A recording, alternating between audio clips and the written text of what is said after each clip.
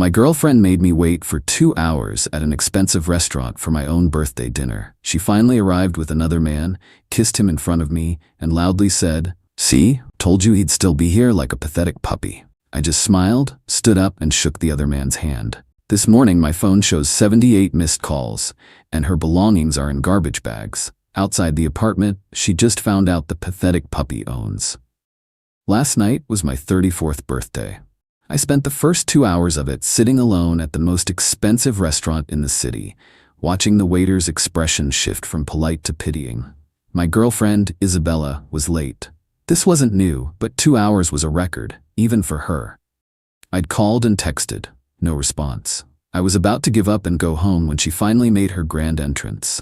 She wasn't alone. She walked in holding hands with some guy I'd never seen before, a smug-looking dude with a perfect haircut and an expensive watch. They stopped at my table. Isabella didn't even look at me. She leaned in and gave the guy a long, deliberate kiss, right there in the middle of the crowded restaurant. Then she turned to him, her voice loud enough for everyone around us to hear, and said, "See? Told you he'd still be here like a pathetic puppy." The guy chuckled. The whole restaurant went quiet. I could feel dozens of eyes on me waiting for the explosion, but there was no explosion. Something inside me just went perfectly, wonderfully calm. The hurt and anger were there, but they were miles away, behind a thick wall of glass. I looked at Isabella's triumphant, cruel face, then at the guy who just looked awkward now that the performance was over. I smiled, a genuine, relaxed smile. I stood up, smoothed out my jacket, and extended my hand to him. "Congratulations," I said, my voice even. "You've clearly won the prize." He stared at my hand, confused, but shook it automatically. I dropped a $100 bill on the table to cover the drinks I'd had while waiting, turned to the stunned waiter and said, "Have a great night," and walked out of the restaurant without a single look back. I didn't run, I didn't storm out, I just left. The cool night air felt amazing.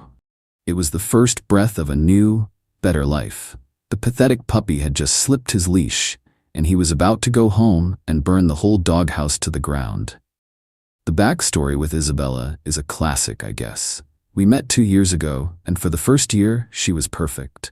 She was fun, she was affectionate, she seemed to admire my work ethic. I'm a private guy when it comes to my finances.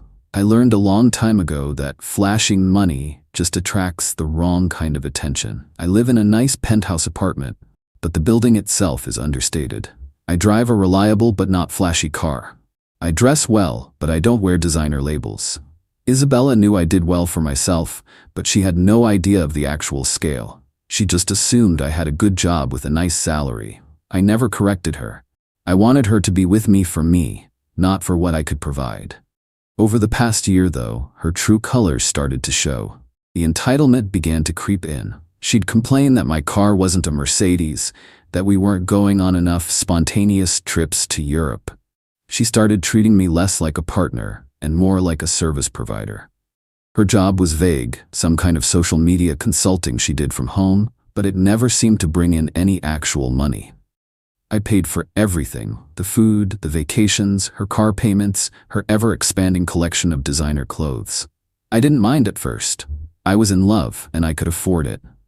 But her gratitude was replaced by expectation, and her affection became conditional, usually appearing right before she wanted to buy something expensive. She loved telling people that we lived in her apartment. It was a weird quirk I never bothered to correct.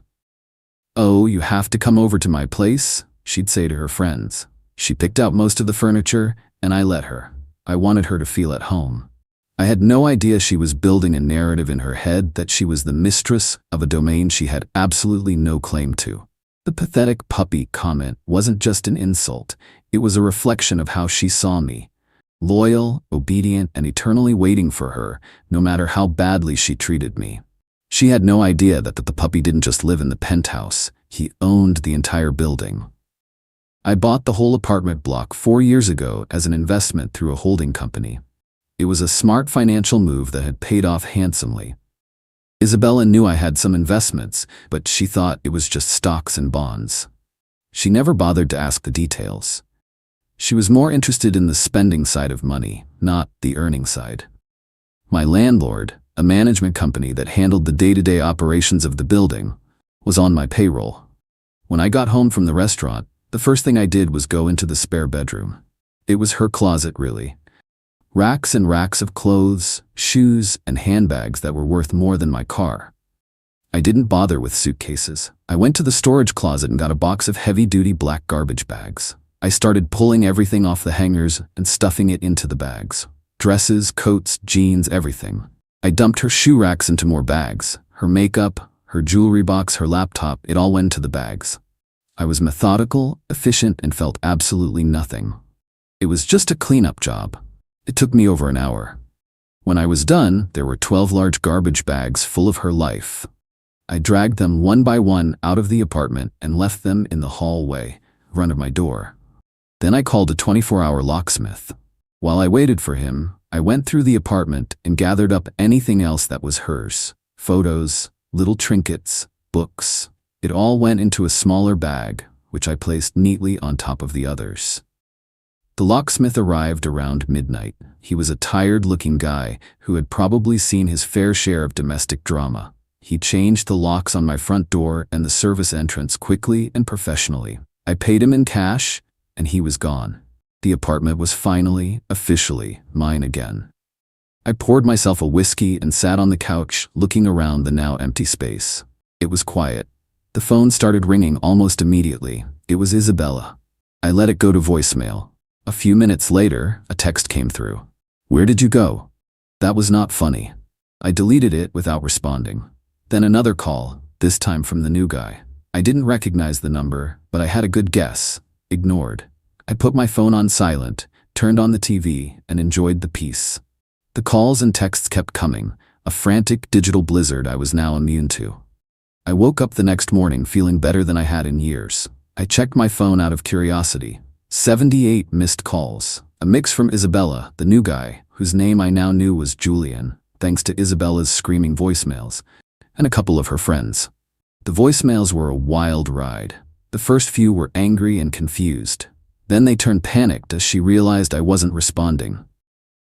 The last few from the early hours of the morning were a mix of sobbing apologies and furious threats. It was the soundtrack of a narcissist realizing she had lost control. The real show started around 9 in the morning. I was in my home office when I heard a commotion in the hallway through my security camera feed.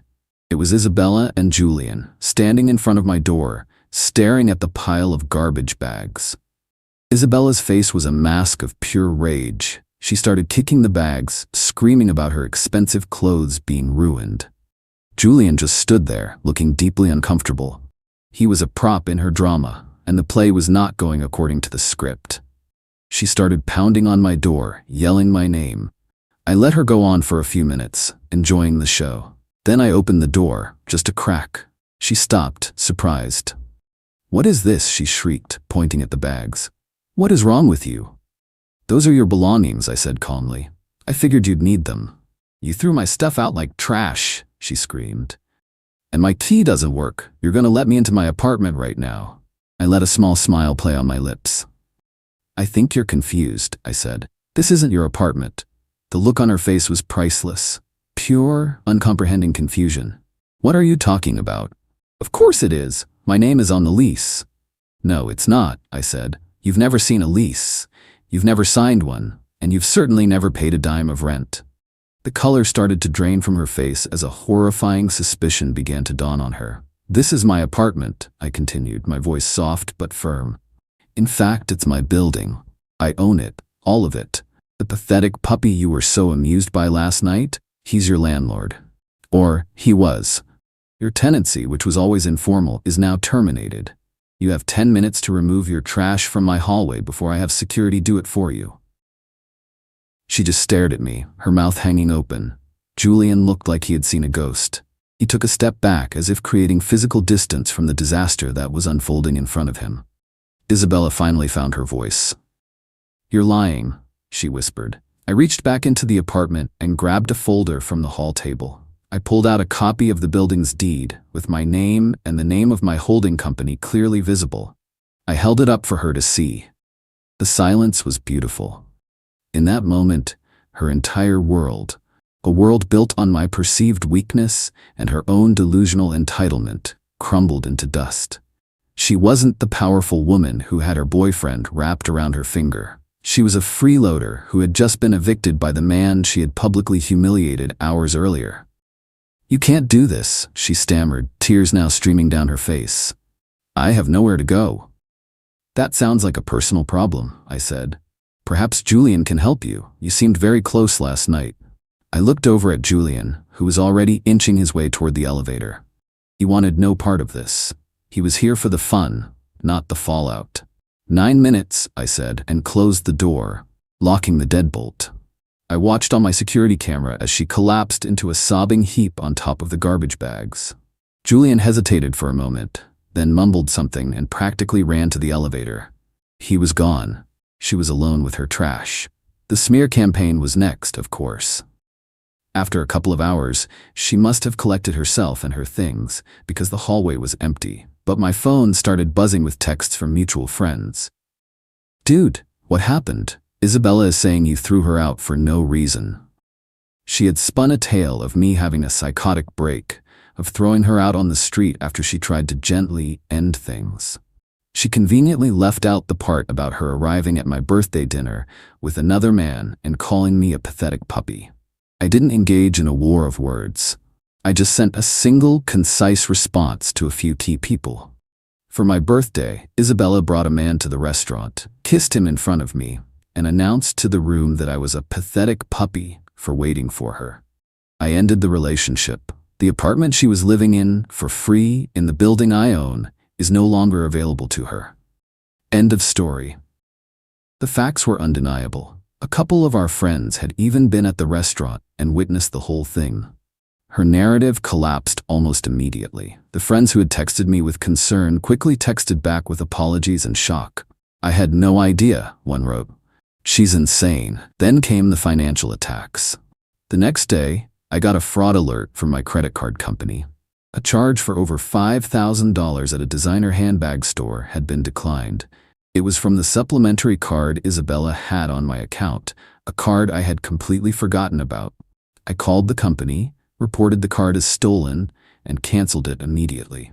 She had gone from her eviction straight to a revenge shopping spree, assuming her free ride was still operational. The declined transaction must have been another delightful shock for her. Her family got involved a few days later. Her mother, a woman who had always treated me with a kind of polite disdain, called me, screaming. She called me a monster, a cruel, vindictive man who had thrown her innocent daughter out on the street. I let her rant for a few minutes, then I calmly interrupted. "Ma'am, your daughter publicly humiliated me on my birthday with another man. She was living in my property for free, and that privilege has been revoked. If you have any further issues, you can direct them to my lawyer." I gave her my lawyer's name and number and hung up. The final act of desperation came about a week later. I received an email from Julian, the guy from the restaurant. It was a surprisingly sincere apology. He said Isabella had told him that I was a controlling, emotionally abusive ex and that she was terrified to break up with me. She had orchestrated the restaurant scene as a way to publicly free herself. He said that after he saw the truth at the apartment, he realized he had been used as a pawn in her twisted game. He told me she had been calling him non-stop, begging for money and a place to stay. He had blocked her number. He ended the email by saying, "You dodged a bullet, man." I didn't reply, but I appreciated the confirmation. I heard through the grapevine what happened to her next. With no home and no source of income, she had to crawl back to her parents. Her friends, tired of her drama and her constant requests for money, started to distance themselves. She had built her entire identity around a lifestyle she didn't earn and couldn't sustain on her own. Without me, the pathetic puppy, to fund her existence, her glamorous life evaporated. A few months went by. The peace and quiet were incredible. I redecorated the apartment, making it feel like my own again. I focused on my work, went on a trip with some friends, and enjoyed my freedom. One night, my friends and I decided to go for drinks at a bar downtown, a place I hadn't been to in a while. As we were sitting at our table, I looked over and saw her. It was Isabella. She was working as a cocktail waitress. Our eyes met from across the room. The arrogant, Triumphant look she had worn at the restaurant was gone, replaced by something I had never seen on her face before. Shame. She looked away quickly and disappeared into the kitchen. I didn't feel a surge of victory. I just felt a quiet sense of closure. She had tried to humiliate me, to make me feel small and pathetic. But in the end, her own actions had brought her exactly where she deserved to be. She had to work for a living, serving people in a place where she once thought she was a queen.